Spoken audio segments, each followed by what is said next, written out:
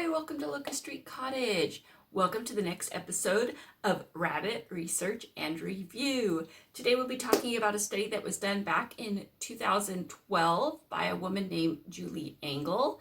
Now she does not have letters after her name or a degree in animal behavior. She did do a really fascinating study about pasturing rabbits. Let's get started. So the first thing you need to know is that she was given a grant of $6,000. She had started the work back in 2008 to try to see if she could pasture rabbits and see if they could subsist and survive and reproduce on just pasture.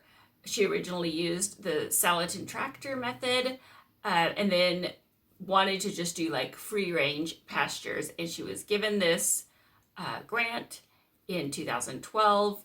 And that is where this study began. She did this study on some rented land in Wisconsin. So that's something to take into consideration depending on where you live and what types of things grow in your environment. She calls her system the Coney-Garth system. The study does not explain why it's called the Coney-Garth system. I know her last name is Engel. Julie says that she has always focused on maintaining her herd health through management intensive grazing. And her goal is absolutely to not supplement at all. The goals of this study were to, within a year, have 300 fryers slaughtered and sold, 100 fryers weaning be produced by her herd of 24 does. She says she was going to have 40 breeding does that consistently raised 5 kits to weaning age 3 times per year for a total of 15 kits per doe per year. She has some criteria for the does that I will list here that would make them successful in her mind, and we will see at the end how many managed to do that. As far as escapees, she only accepted 2% loss for fryers, like if they were to escape and she couldn't get them back, and 1% escape loss for does. So I wanted to be able to catch all of the does and all of the rabbits in 1 hour's time to be able to evaluate them and mark them in whatever way she needed to. But the first step was she looked for pasture to rent that was already planted in a diverse species mix. Now, Julie has been raising rabbits for a very long time, and she knows what rabbits eat, and so I trust her on this. She did not talk about what exactly was being grown in the pasture, but I believe that she does know what rabbits need to survive. She says that she did have a lot of loss to escapees. Up to 25% of her rabbits were escaping, and so she had to change her system a little bit. And she says she spent about a year just trying to perfect that, and so it kind of slowed down her progress. It sounds like the study was supposed to start in 2011, but didn't actually start in earnest until 2012 because of the escapees. The end of her study, she ended up culling 2/3 of her rabbits. So if there were 40 rabbits, that leaves this many rabbits that she had left over after the culling. Later on in her paper, she said that she culled 16 does, which was 2/3 of her original herd, which would mean that she had 24 does to start with. So I'm not sure how many she actually started with, and that number may have changed based on space or time, or actually was using electric fencing. I don't know what kind of fencing. I don't know if it was a hot wire. I don't know if it was the kind of fencing that I'm using from Premier One.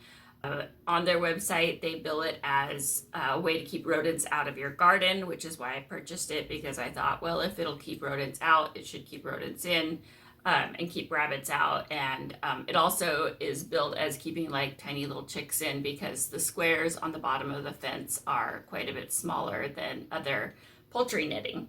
And she changed her system from electric netting to a standard like chicken wire or hardware cloth.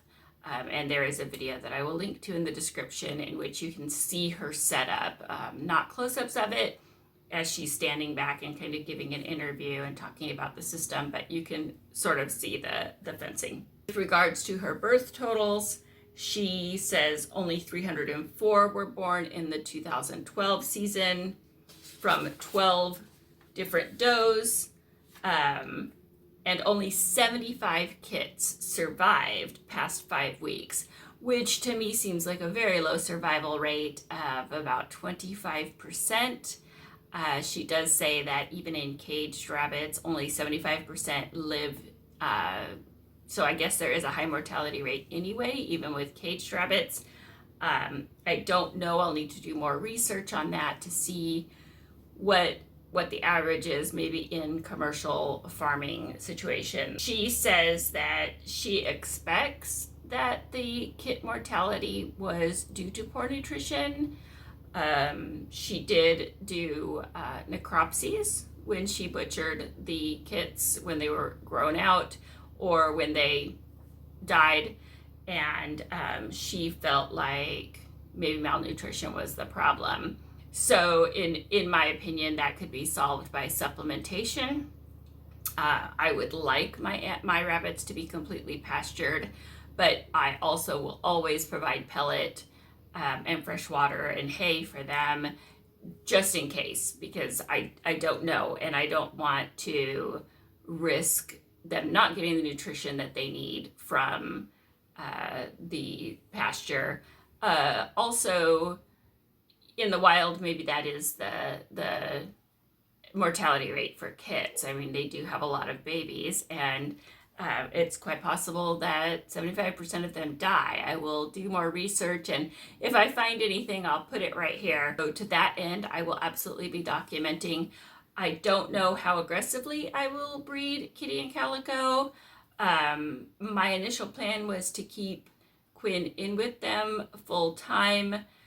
We will see how that goes, if they continue to get along and everybody's doing well and everybody's staying in condition. I don't see any reason not to follow that.